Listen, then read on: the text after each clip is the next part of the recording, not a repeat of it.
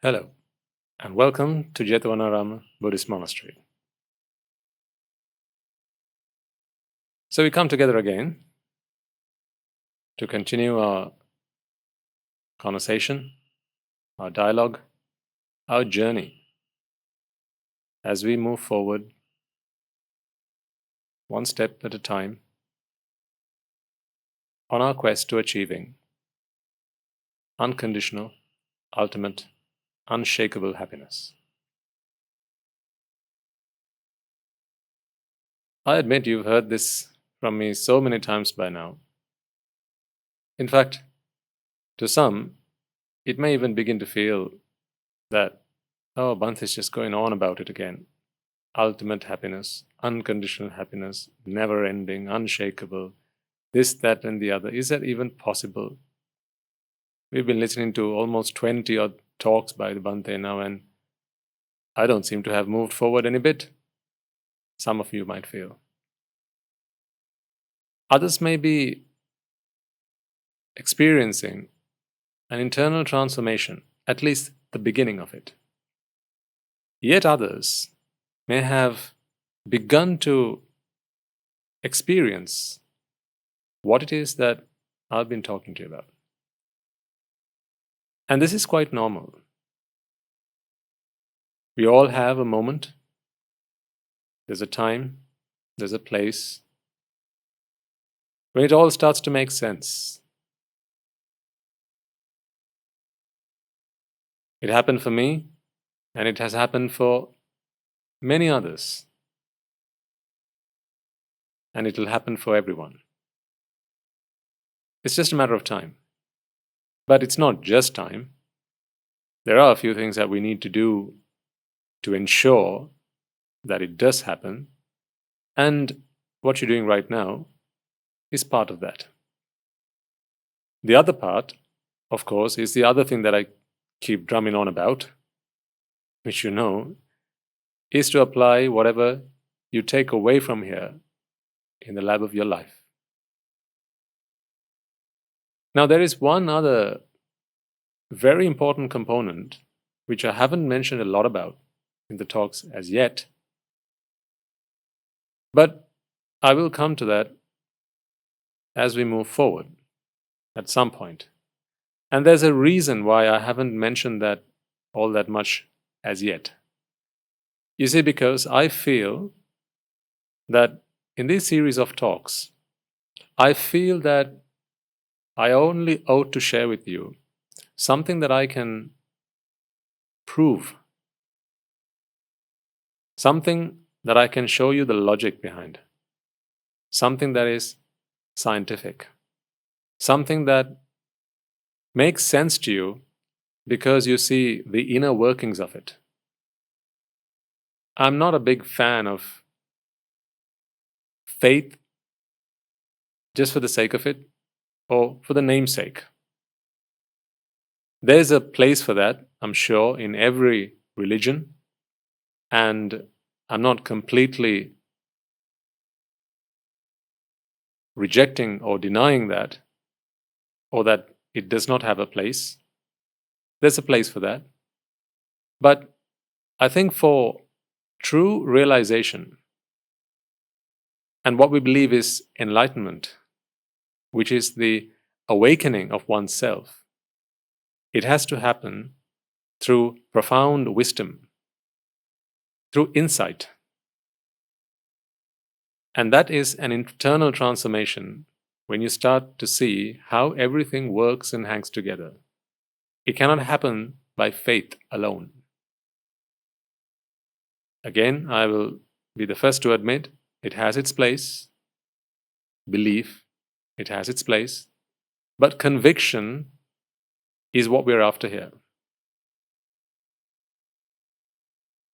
You see, at no point during these talks did I ask you to offer flowers to the Buddha, incense, oil lamps, or make any other kind of offering to the Buddha, to the Dhamma, or even to the Sangha. Now, I'm sure there are some among you who are very devoted to the Noble Triple Gem, and you make your offerings as and when you can. But I think it's one to encourage you to do it, but another to help you understand the logic behind it, and then show you why the Buddha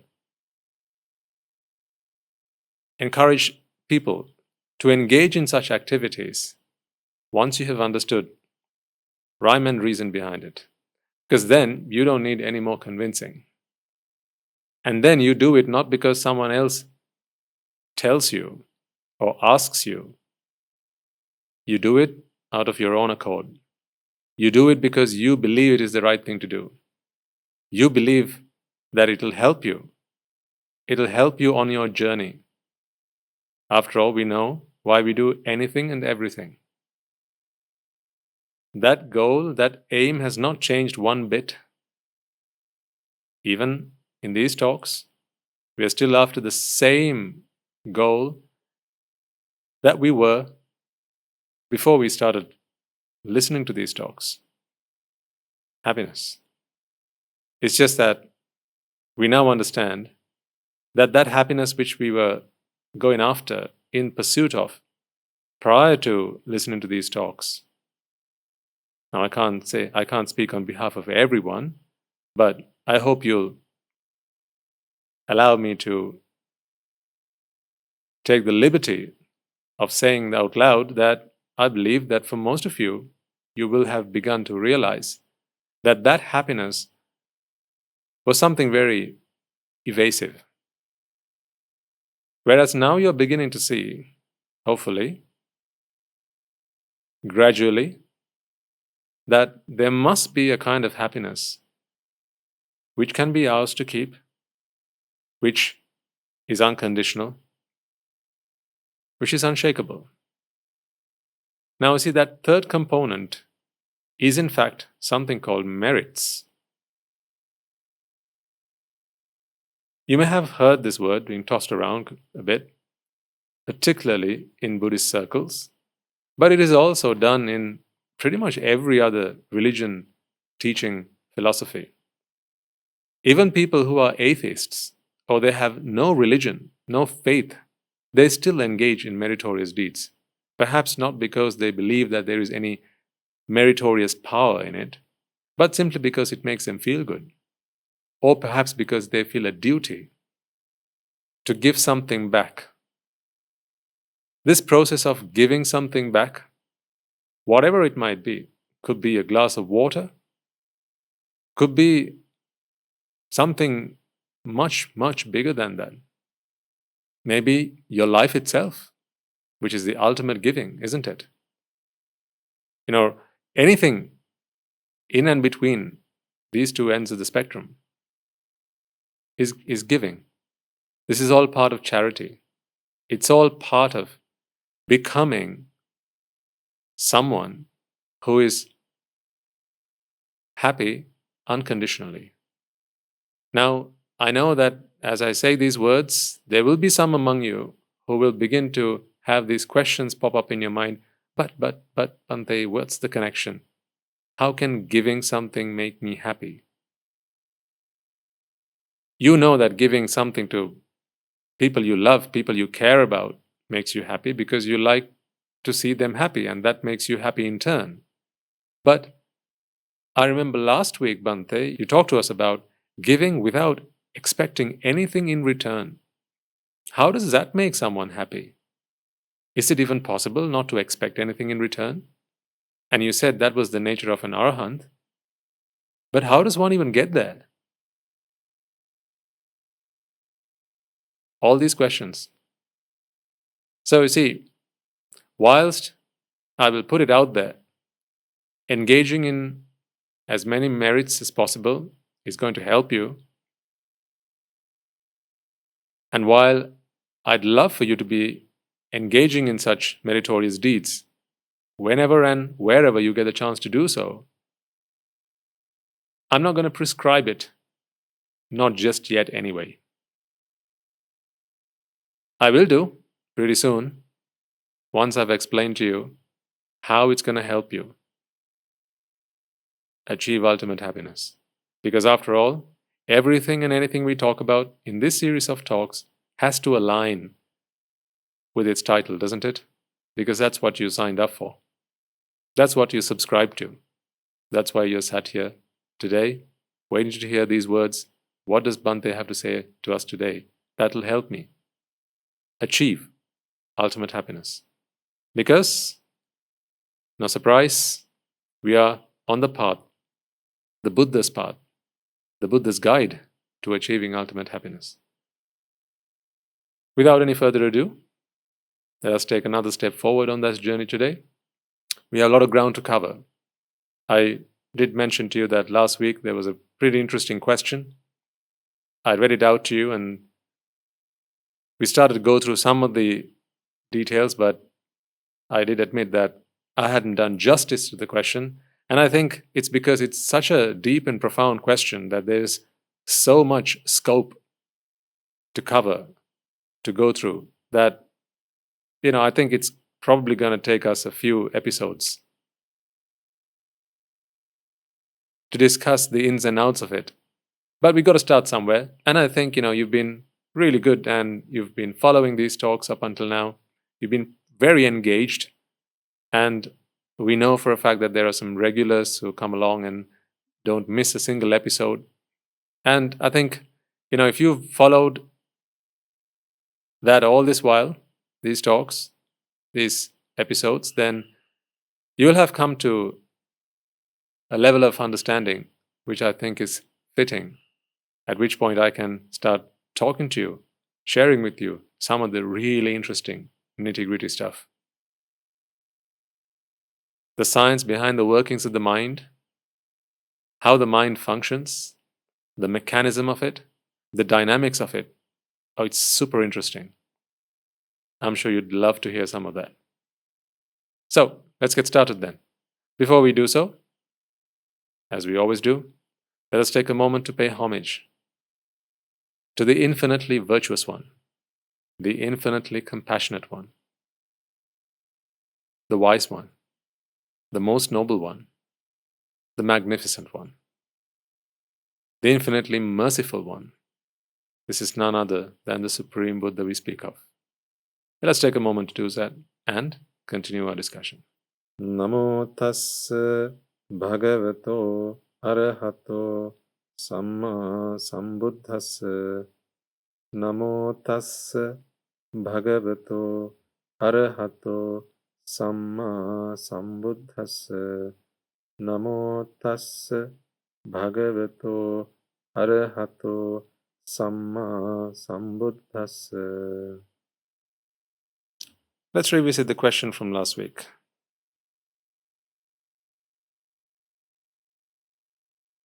There were two questions. The end goal of becoming an Arahant. I'm paraphrasing it a bit. Is it to be like an emotionless robot that just does duties and tasks? What is a place for emotion? If Arahanthood is perfect sainthood, if that is the end goal,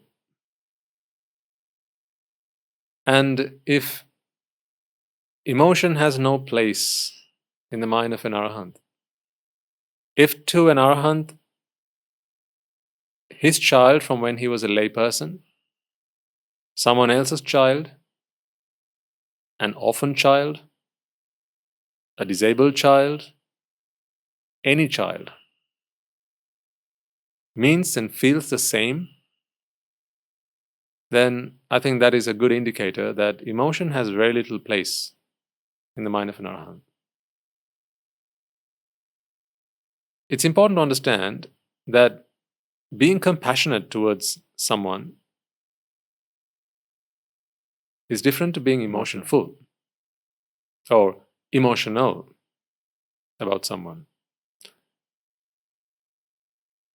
You see, we do know, don't we, that the Buddha is considered the fountain of compassion.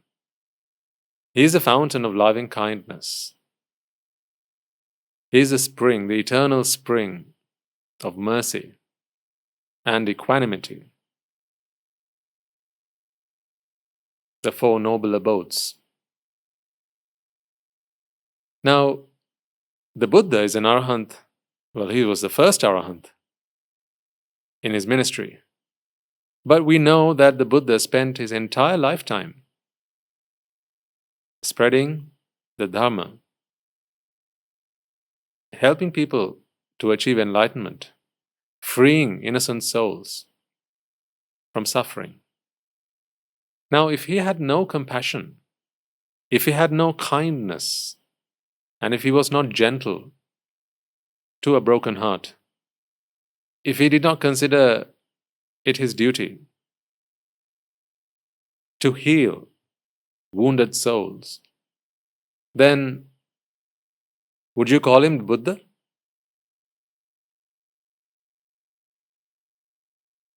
When you hear the word Buddha, what sort of things come to your mind? It is exactly the opposite of the above, isn't it? Someone who is full of compassion, infinite kindness, infinite mercy, gentleness, loving kindness, and a whole bunch of other really positive, caring things. But he was an Arahant.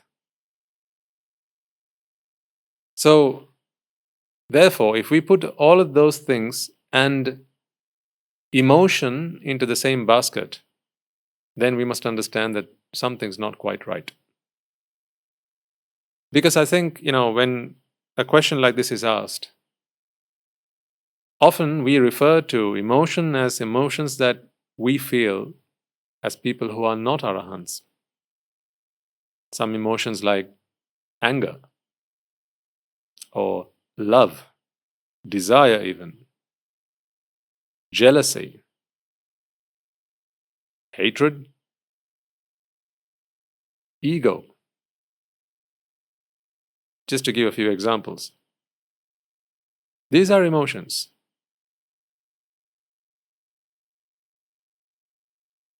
There are a whole host of emotions which I'm sure you're familiar with. And I agree that you will feel that it's impossible to think of an Arahant being emotional. And this is why you have asked this question.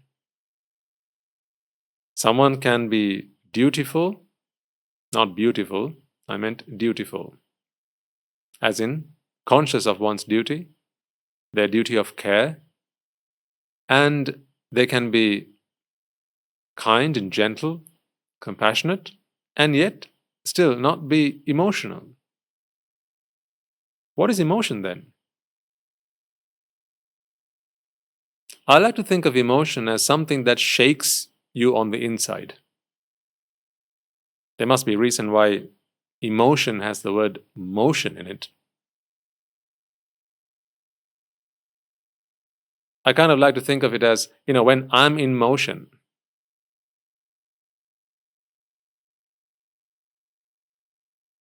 then I'm emotional. So that is, you're shaking on the inside. There is some motion. But we know that an Arahant is an unshakable character. Nothing can face him. No amount of adversity, praise, honor, respect, or the entire opposites of that. Disrespect, discredit, dishonor, blame, loss. None of these things can shake him because he has achieved unconditional happiness. So now you must start to see the connection. Why it is that we are after unconditional happiness. When do you feel emotional? Ask yourself this question. Think about the last time you felt emotional. It would have either been a time when something you really liked happened or something you really disliked happened. Am I right? Do you remember the last time you were emotional? When was it? Perhaps when someone you loved gave you a hug, showed you affection, embraced you, and you felt emotional. Yeah? So that's something you liked, really, and it happened. Or it might have been when you got some bad news. Maybe a loss of a loved one, perhaps a missed opportunity. And that took away your cool. Again, that was a time when you felt emotional. You don't feel emotional when things that are not quite on either side of this scale happens, do you? So something happens and, let's say it's raining. Now, of course, I don't mean a rain when you've been waiting for it to rain for years or months or weeks, and it starts to rain and you go, thank God it's begun to rain.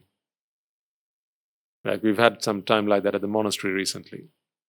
We've not had much rain over the last few weeks, and it has just begun to rain. So we are quite grateful for that.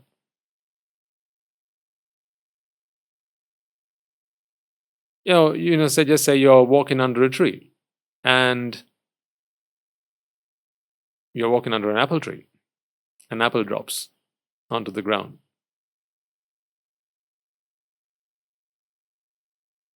Unless you're Sir Isaac Newton, you're probably not going to feel all that emotional about that. It's just another incident. It's just happening.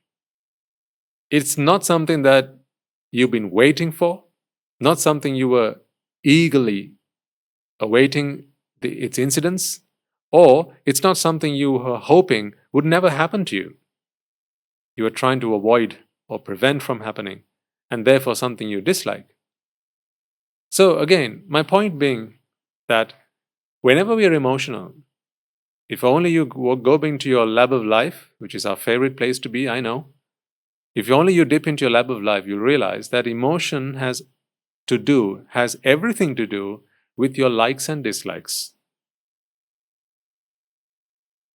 Just imagine mentally, if you were able to remove all your likes and dislikes, would you be emotional? Would there be any place for emotion?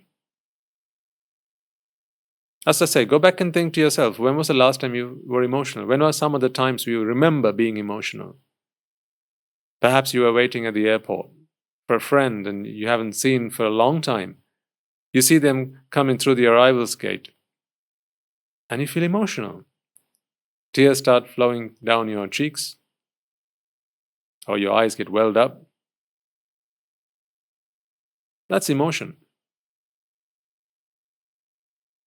Right? Or you're driving down the street and someone cuts in front of you.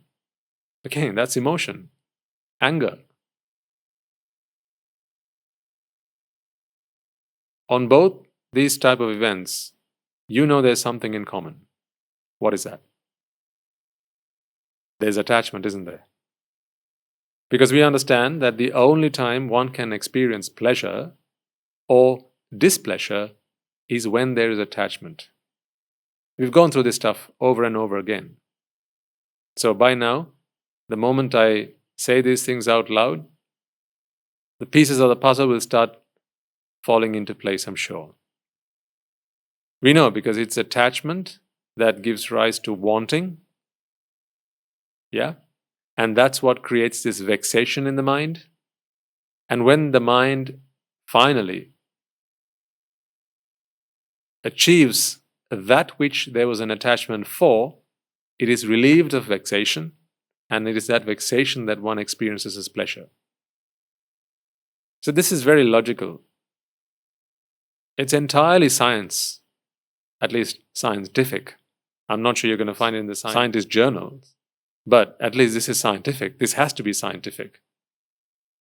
It's very logical, it's very empirical. So, emotion has everything to do with attachment. Now, if we understand that an Arahant is someone who is free of attachment, zero, none whatsoever, no attachment in their mind, how would an Arahant even be emotional? Would it be even possible? But to be compassionate, how much attachment does that require? To be kind, How much attachment does that require? What is it to be kind? What does it mean to be kind? What does it mean to be compassionate? What does it mean to be merciful? What do you think? We speak of loving kindness all the time, don't we? There's loving kindness meditation, there's loving kindness chanting, right? It's just spoken about around the block all day and night, and it's a very common thing, in Buddhism and Buddhist religions and all kinds of traditions. Loving kindness is mentioned all the time. So, but what is loving kindness? Is it not when you can do something for someone else, something good to someone else, with that intention to do good to others, but expecting nothing in return? Because if you expect something in return, now again, emotion comes in. Why? Because if it happens, again, you're in motion. If it doesn't happen, well, yet again, you're in motion. By in motion, I mean you're shaken.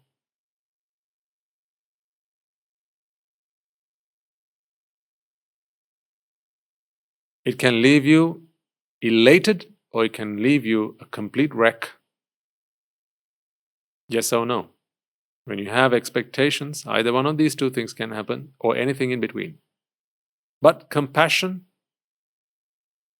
loving kindness, mercy, equanimity, these are things that are not based in attachment. I mean, in its purest form. There are versions of this which are tainted by attachment, and this is what we see most of the time. So a mother's love for her child, it wouldn't be right for us to say is not tainted by attachment, because we do know that it is. A mother loves her child. She does not love other children the same way that she does her child. So when something becomes yours, when something becomes mine, when something belongs to someone, then that is clearly attachment, isn't it? Now, I'm not saying that a mother's love is bad or evil. Clearly not. It's a wonderful thing. But what I'm saying is, it is not appropriate for us to say that it is untainted. It is tainted in attachment. Therefore, it is not the same thing as the loving kindness felt by an Arahant or exercised by an Arahant. Attachment, we know, is down to interpretation of value. We've discussed this. What is true value? In a previous talk, we went through this. Attachment is based in value. When you value something, that's when you are attached to it. When you don't value something, then you're not attached to it. Remember, I gave you the example of when in my lay time, we got a gift for a little kid, and instead of playing with a toy, he found it really exciting and interesting to play with a bit of sellotape that was stuck to the box and the gift wrap. So the kid was not happy to see the toy car, which cost a lot of money back then, whereas instead he was happy to be playing with the bit of sellotape. As I said, had we known that earlier, we would have gotten him a bit of sellotape instead of buying him that expensive toy. But it comes down to value, and because value is not something intrinsic, it is very subjective. And we've proved this, right? Everything I've shared with you, I've been proving to you along the way, and I hope you've been contemplating on those principles and taking your time to absorb them and analyze them and giving yourself the opportunity to come on board along the way. What is one good evidence that value is not intrinsic? Come on. What do you think? One solid piece of evidence that value is not intrinsic. By intrinsic, I mean it's not part of the object It's not part of the experience or the person that one would value. A really simple example would be, how would commerce work? How would trade work if value were intrinsic? You would not be able to walk up to a car salesman and go, "Here's my money, can I have that car please?" If value was something intrinsic, you would not be able to trade money for car or anything for that matter. You won't even be able to go and get your groceries from the shop. How so? Come on, you should remember now. How so? How so? Well, when someone parts with their goods for your money, are they not of the belief that what they're parting with is of lesser value than what you have to give them? Which do they want more? The goods or your money? If they're the storekeeper, they want your money more than the goods. Why? Because they value your money more than the goods. That's why they give you the goods and they get your money. Whereas you, on the other hand, you are willing to part with your money for the goods. Meaning, well, value is not intrinsic. If value were intrinsic, then you would not be able to make that trade. A shopkeeper would never sell his goods. He would never sell his merchandise. It's only because you value something, someone else values something else, now you can exchange the two. See, that's a perfect piece of evidence that value is not intrinsic. However, when we think that value is intrinsic, then we attach ourselves to these things. It could be an object, it could be a person, it could be an experience, whatever the case might be. And once you do that, now, of course, when there's attachment, what comes next? We know this. Wanting comes next. Now you want it. And when you are in a state of wanting, now of course the mind goes into a state of vexation. And when the mind is in a state of vexation, now we know either it'll go after that which it believes is a source of pleasure, and that is what we see people doing all day long, acquiring what they desire, ever hopeful that that which they acquire is going to be the source of their happiness, or in the event that they're unable to do that, either by hook or by crook, then actually, quite sadly, quite disappointingly, what we see is people actually go crazy. No, it's true. Have you ever wondered why people go insane? Just think about it. Most people, the reason they go insane, the reason they lose their sanity, and you'll forgive me for using this term quite loosely, the reason they go mad is because they wanted something pretty bad and they realized that there was absolutely no hope of getting it. Wouldn't you agree? There are some people who lose their loved ones, and it's such a shock to their entire system that they go insane because they just can't cope with the fact that they have lost someone. The reason for this is because they believe that that which they lost, or the person that they lost, was their source of happiness. What did they know, or what did they not know that you and I know now? They didn't know that happiness was not something that the other person would give. Pleasure is something that is achieved from relief from vexation. If only they knew that. Right? If only they knew that, they would not have gone into that state of shock. They would not have gone insane. Why? Because the moment you understand this, the moment you understand that no object in this world can ever give you happiness, your attachment towards it fades away and then dies. So I'm not saying it happens instantly or spontaneously. It'll happen over a period of time, as I'm sure it must have begun to happen for you, or at least for most of you. It'll fade away and it'll die. Is that a bad thing? Is that a terrible thing?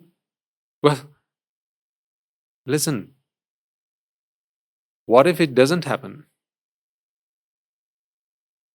The consequences of attachment are devastating, aren't they?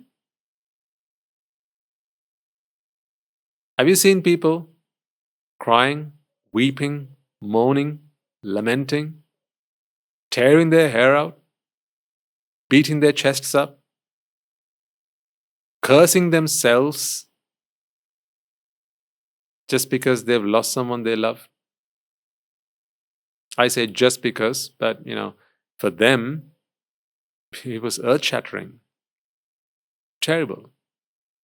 Now, it's one thing for us to be sympathetic towards them, and I'm not saying I'm not. I am.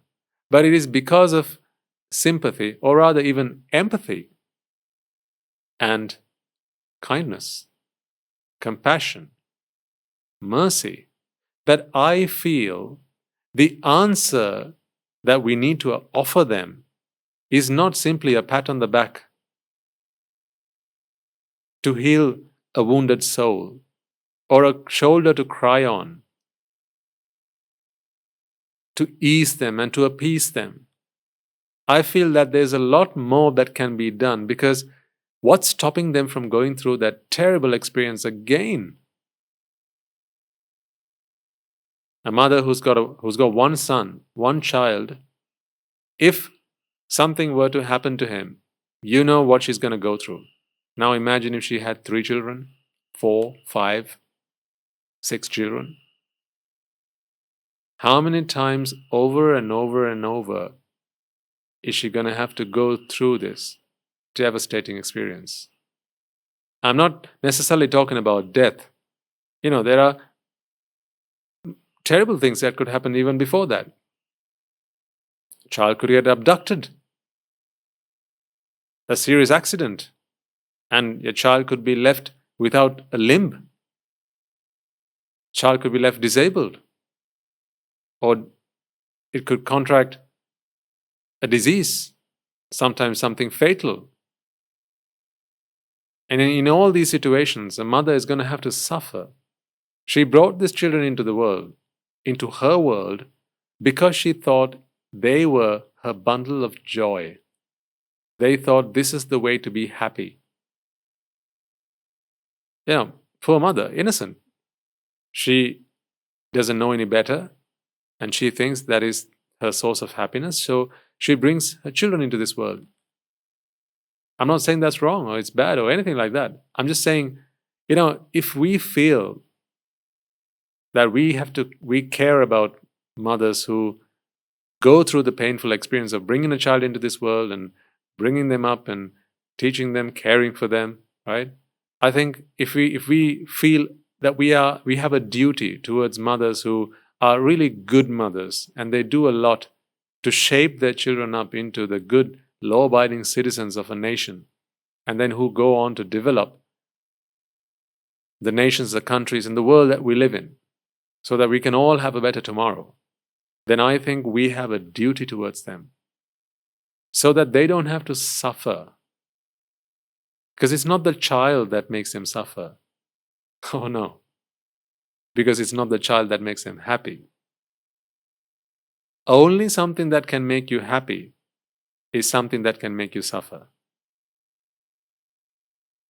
And in both cases, you understand now that it is attachment. If attachment can make you happy, then attachment will make you suffer. Does attachment make you happy? Well, in a roundabout way, it does. How so? Attachment leads to wanting, leads to vexation, and then relief from vexation makes you happy. This is pleasure I'm talking about. But it's the same thing that has made you suffer. But it's not children that do this.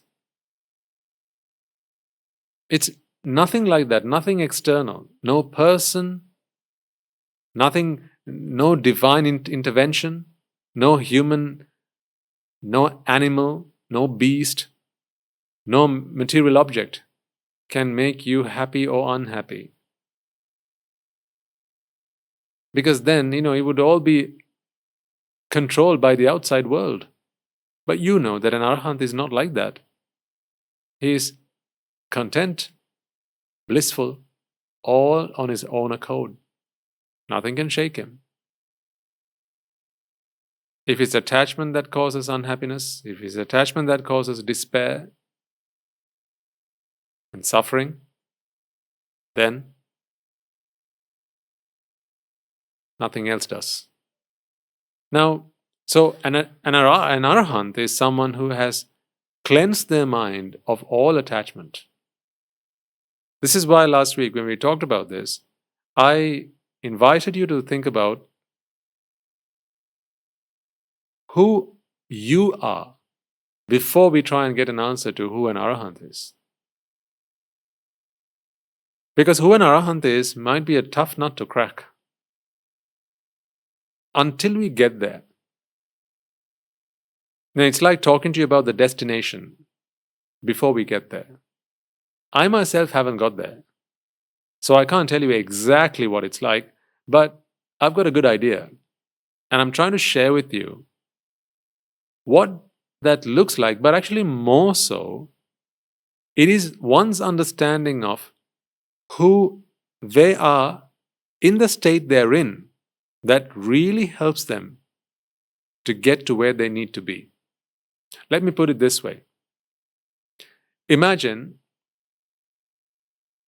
you're visiting a friend who you've never visited before, so you've never gone to their place, and let's just imagine for a moment there's no such thing as a navigator where you can just punch in their postcode and then select their door number and then, Jane, good old Jane tells you this is how you need to get there. Right? No. Let's imagine for a moment that you've got to take instructions from your friend. He's going to give you a call or you can call him from time to time.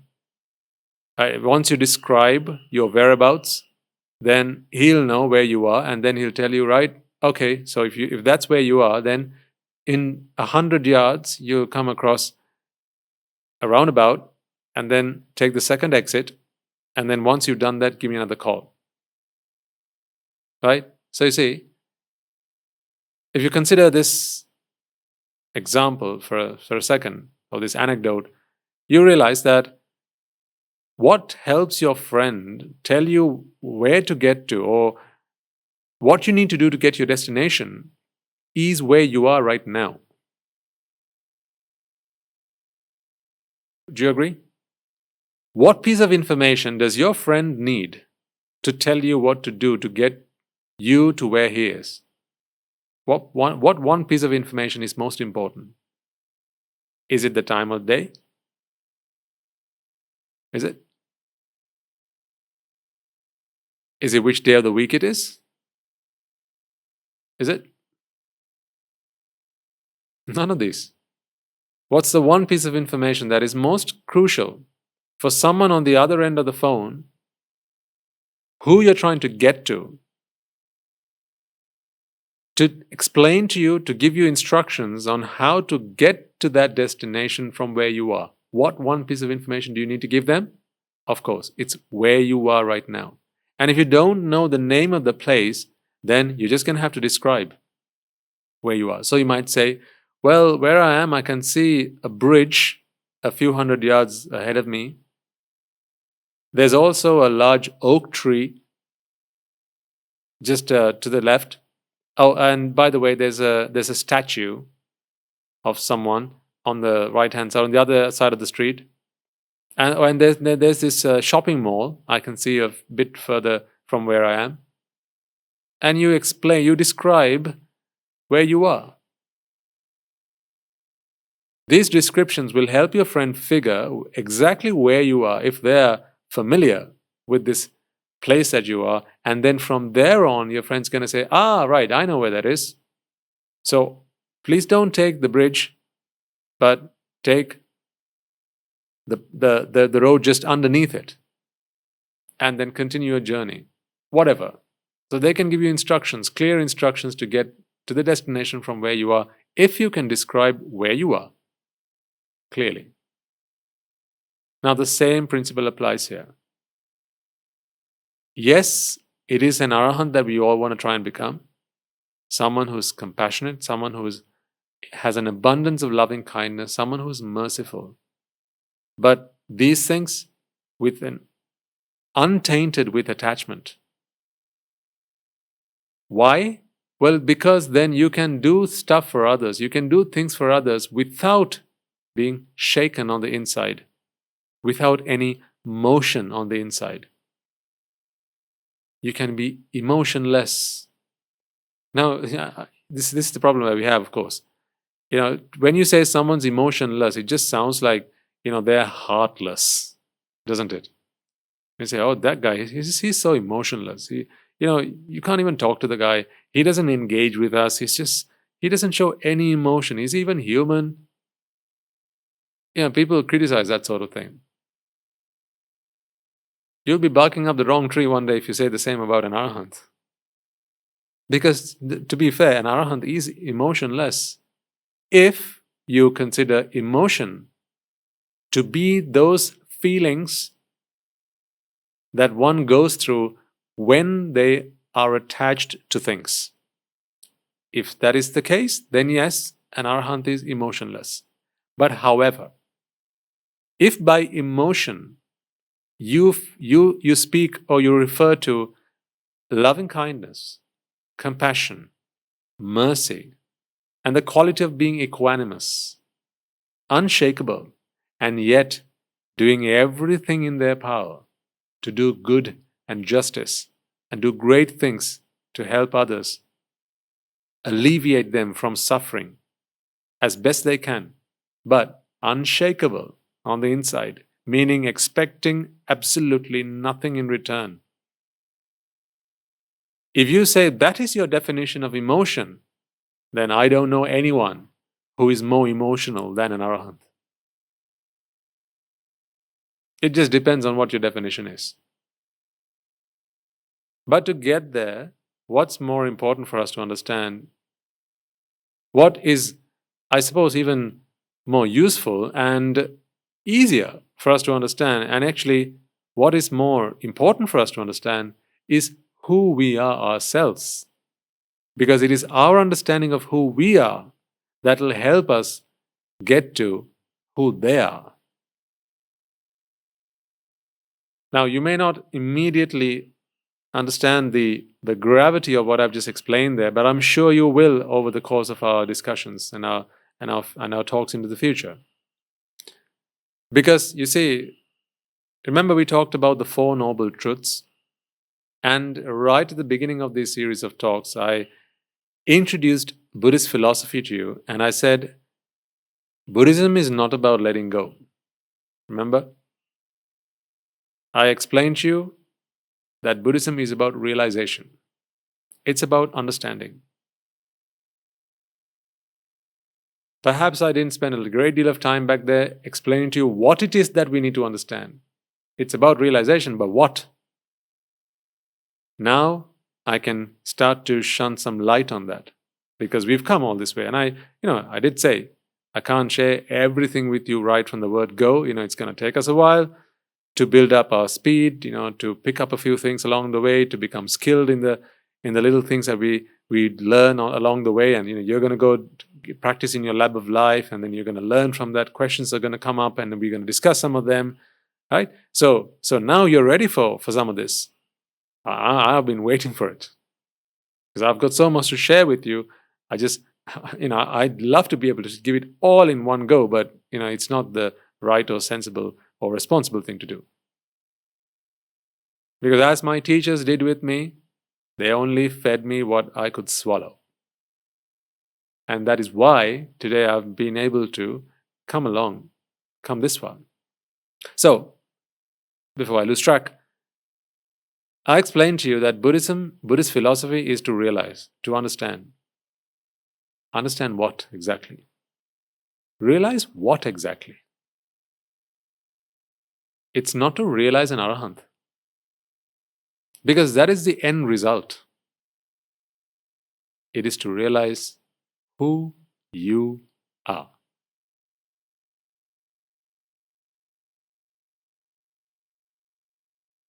This might sound absurd to some. It might sound,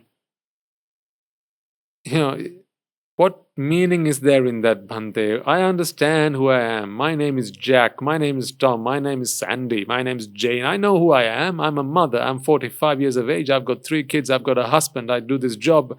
What are you talking about? I understand who I am.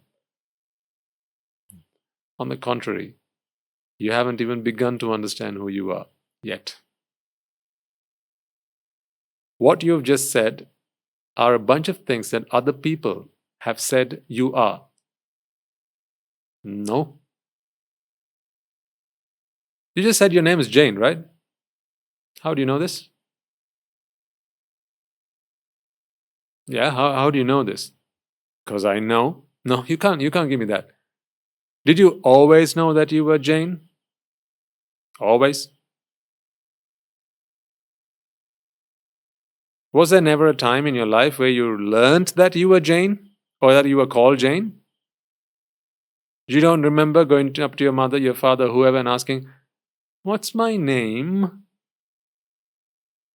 Oh, what's a surname? It says, put in your surname. What's a surname, mother? Mommy, what's a surname? Mommy, what's my name? Mommy, what's your name?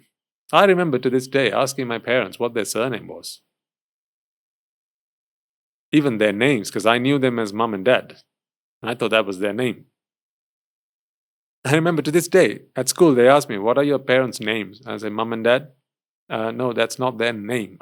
That's what you call them. So I had to go and make sure that I learned their names, because I was pretty embarrassed. All my other friends knew what their parents were called, and I didn't. I just knew them as mom and dad.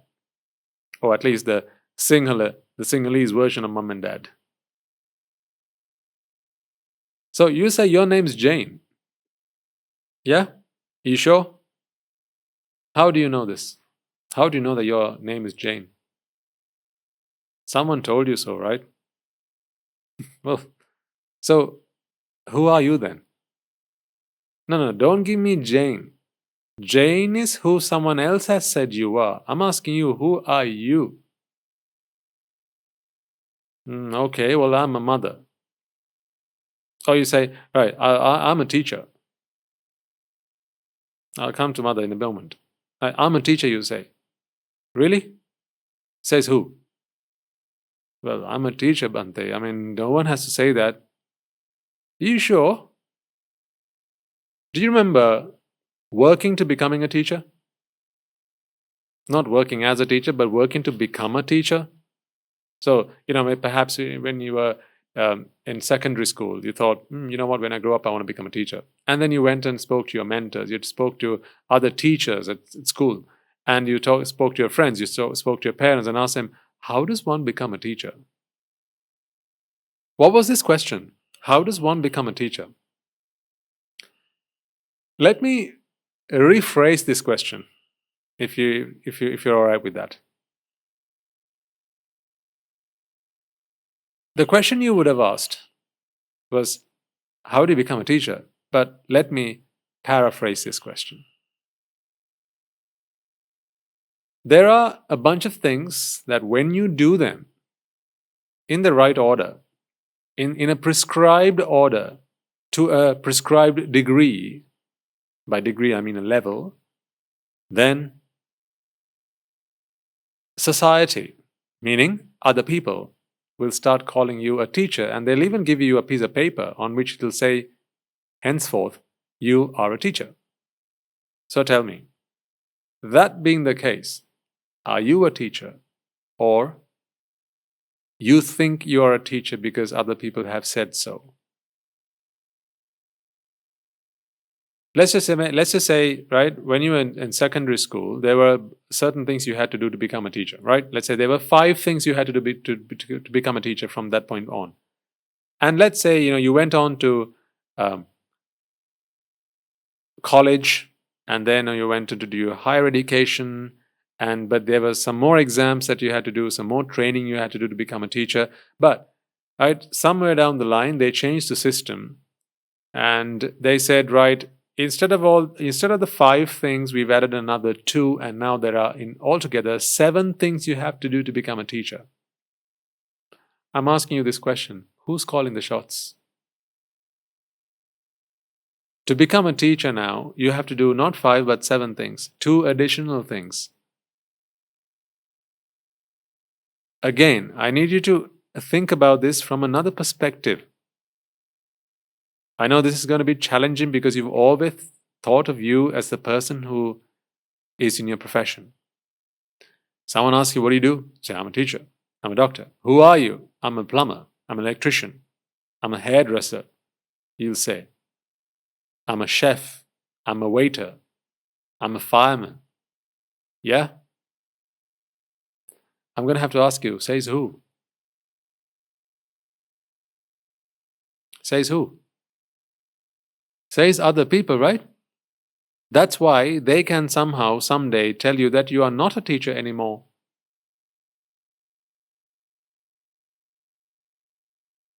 The very people that said, from now on you'll be called a teacher, can also come around and say another day, you know what, from now on, you're not a teacher. We've interdicted you. That's it, scrap your license.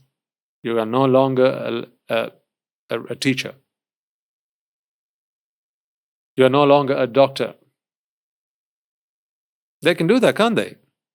No, I don't mean whether that's fair or unfair. What I'm saying is, don't take the moral question or the fair, unfair question into this conversation. What I'm saying is, the very people that said you're a teacher, you're a doctor, you're an engineer, can come back to you and say, you are not any longer. Meaning, that profession was never what defined you. Was it? It was simply part of the tapestry. It was not you. You said you are Jain, but you now admit that it's other people who called you Jain, so you actually learned from other people, whoever, from other people, that you are Jain. You learned from other people that you are a teacher. Because first you learned, what is it that I need to do so that other people start calling me a teacher? And then you did them, and now other people call you a teacher. Yeah? That's the drill. Okay, let's take your age, for instance. Right? You say, I'm 45 years of age. Says who? Oh no, Bhante, but come on. That is time. Surely, that time waits for no one. Don't you know any of this stuff? No one calls the shots when it comes to time. Really? Really? Think about it for a second. First, second, pardon the pun. But think about it. Now, who's decided that you are 45 years of age? Again, I know you'll be asking, what are you talking about, Bhante? I'm 45 years of age. I've lived on this planet for 45 years. No one said I'm 45. I know I'm 45. Are you questioning if I was born on the day that it says on my birth certificate? Is that what you're questioning? Oh, no. Answer this question for me, please. Why are you 45 and not 46?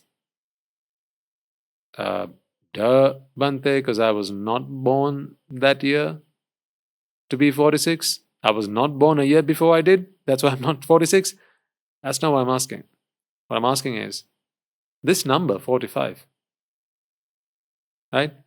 Didn't someone decide on your behalf that it was after this many days you'd have a year, and it's after this many days it would be called a month, and it's after this many months it would be a year? So how seconds make up minutes, and minutes make up hours, and hours make up days, and they make up weeks, and weeks make up months, and months make up years? Are you telling me that this is not all a convention? Isn't that how you can have daylight saving time? Isn't that how you can have leap years? Is it not all a convention? I mean, who decided that one day around its axis was a day, and one time around the sun was a year? Because if you lived on another planet, you wouldn't be 45 today, would you? See?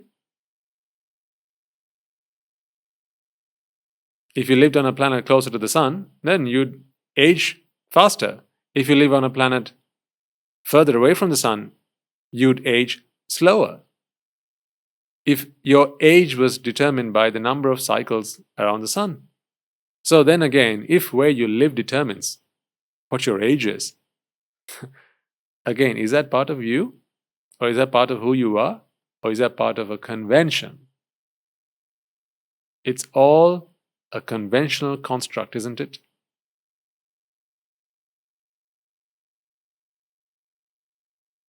Think about it. So my question is, who are you? Oh, yes, I don't forget the mother part. So you're a mother, right? You sure?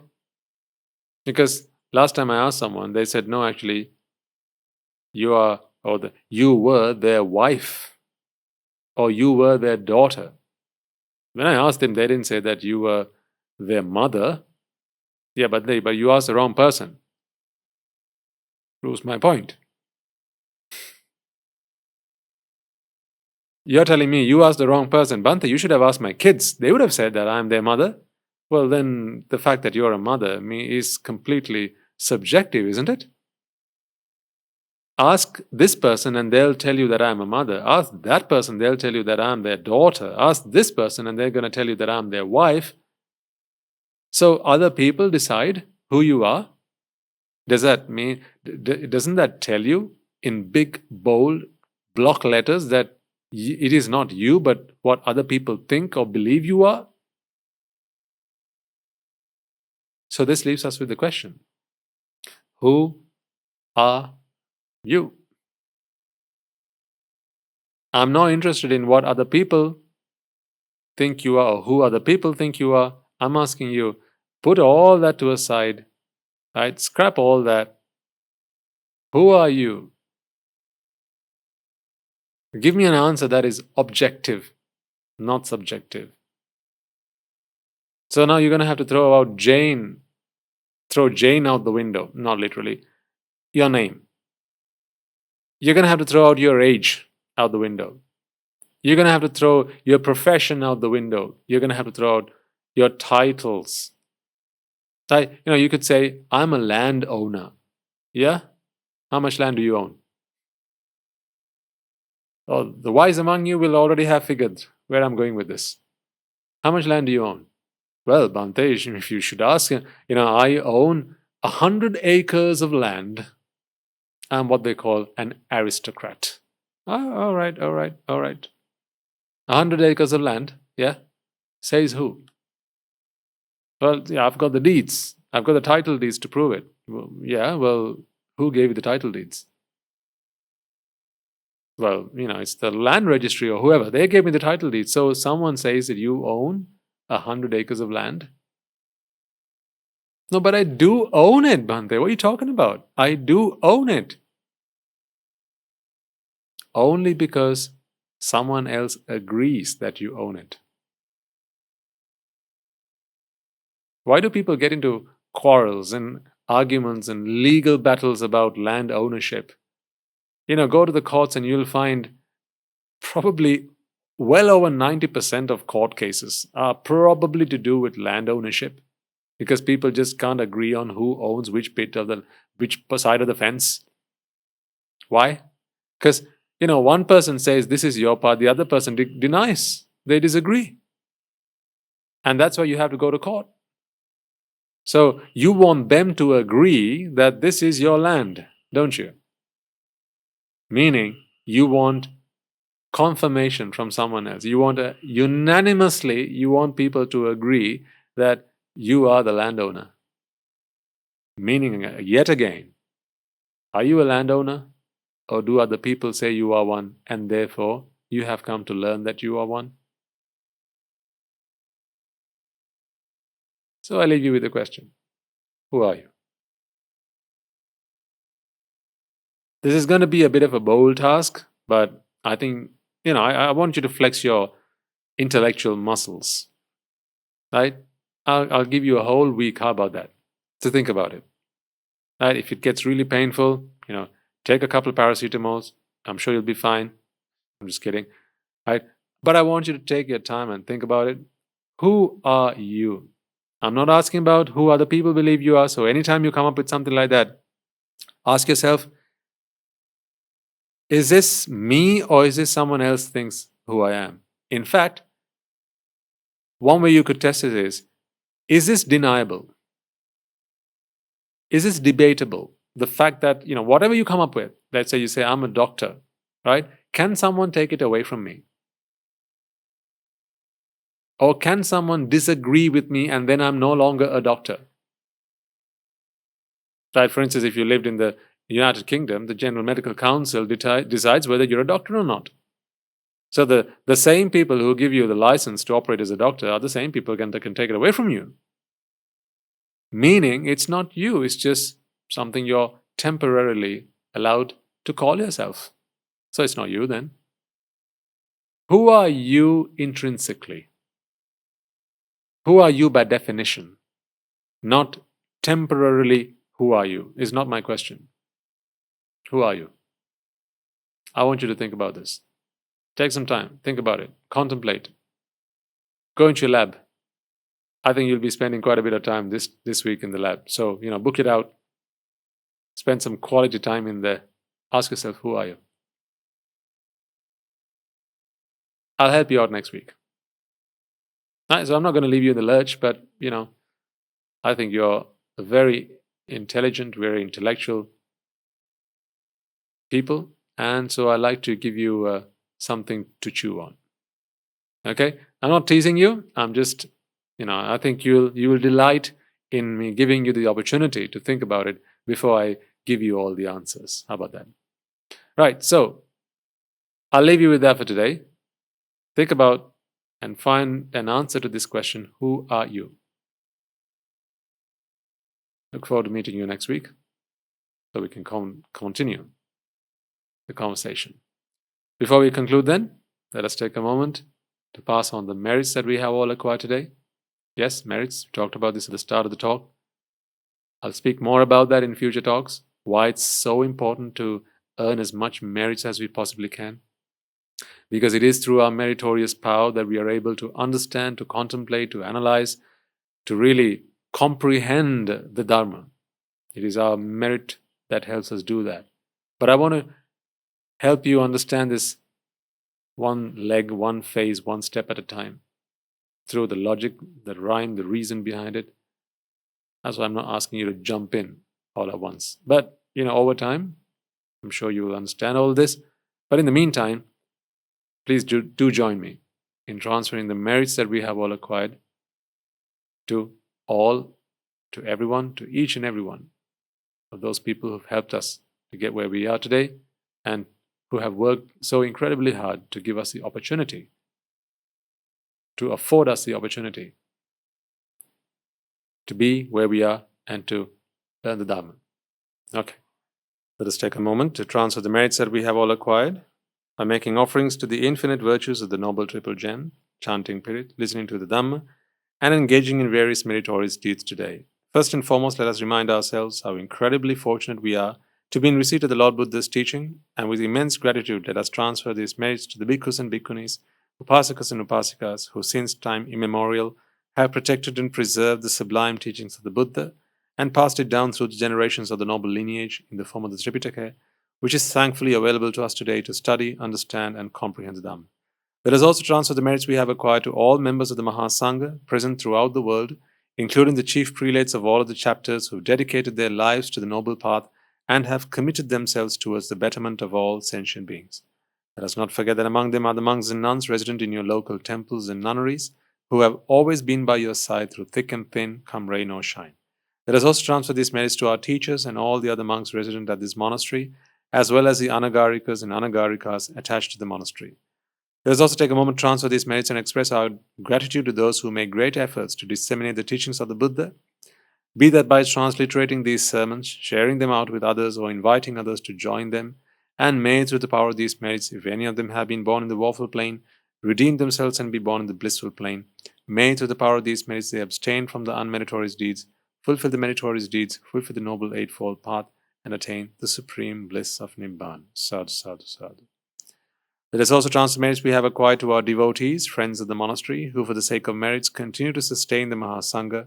This includes everyone from those of you who have contributed to the construction of the monastery, to those of you who provide the Mahasangha with shelter, alms, robes, and medicines, as well as those who have passed on their know-how and continue to extend their well wishes. May, through the power of these merits, they abstain from the unmeritorious deeds, fulfill the meritorious deeds, fulfill the Noble Eightfold Path, and attain the Supreme Bliss of Nibbana. Sadhu, sadhu, sadhu. Let us also take a moment to transfer merits to our mothers, fathers, husbands and wives, brothers and sisters, sons, daughters, grandparents, uncles, aunts, cousins, nephews and nieces, our elders, friends and acquaintances, employers and employees, and to all those who've helped us and supported us and assisted us in any way, shape or form. And by the power of these merits, may they be healed of any physical and mental ailments and overcome any obstacles to their spiritual progress. May they abstain from the unmeritorious deeds, fulfill the meritorious deeds, fulfill the Noble Eightfold Path, and attain the Supreme Bliss of Nibbana. Sadhu, sadhu, sadhu. Let us also take a moment to transfer merits to the Devas and Brahmas, spirits and demons, primarily the Sakadeva, as well as all the numerous gods and deities who are committed to protect and fulfill the Sambuddhasasana. Let us also transfer merits to our guardian deities who keep a watchful eye over us and keep us out of harm's way. And may through the power of these merits they prosper in divine power and wisdom. May they abstain from the unmeritorious deeds, fulfill the meritorious deeds, fulfill the Noble Eightfold Path, and attain the Supreme Bliss of Nibbana. Sadhu, sadhu, sadhu. Let us also take a moment to transfer merits to our ancestors who have predeceased us and to all those who have been our friends and families and acquaintances in this long journey in samsara, and to those who have helped and supported us and assisted us in every way, shape or form they could. Let us also transfer merits to the members of the armed forces as well as the police force who have sacrificed their lives to protect the peace and harmony of our nations, and may all those who have lost their lives in the war, be they friend or foe, rejoice in the merits that we have acquired today. Let us also transfer merits to all those who lost their lives in natural calamities such as the tsunamis and earthquakes, landslides and pandemics, including the most recent and prevailing one, reminding ourselves that among them will be those who have been our friends and family to us in this long journey in samsara. Let us take a moment to transfer these merits to them. May through the power of these merits, if any of them have been born in the woeful plains, redeem themselves and be born in the blissful plane. May they abstain from the unmeritorious deeds, fulfill the meritorious deeds, fulfill the Noble Eightfold Path, and attain the Supreme Bliss of Nibbana. Sadhu, sadhu, sadhu. And finally, let us all resolve that may, through the power and blessings of all the merits we have acquired throughout the day, we be able to witness the advent of many hundreds of thousands of Arahants of this blessed land. And may, through the power of all the merits we have acquired throughout the day, you and I and everyone who's helped make this program a success become an Arahatun Vahanse, an Arahaterunin Vahanse in this very life itself and in the era of the Gautama Supreme Buddha itself. Sadhu, sadhu, sadhu. And on that note, we will conclude today's talk. Looking forward to continuing our discussion and hopeful that you might have an answer to the question that I left you with. We leave it for today. May the blessings of the Noble Triple Gem be with you all.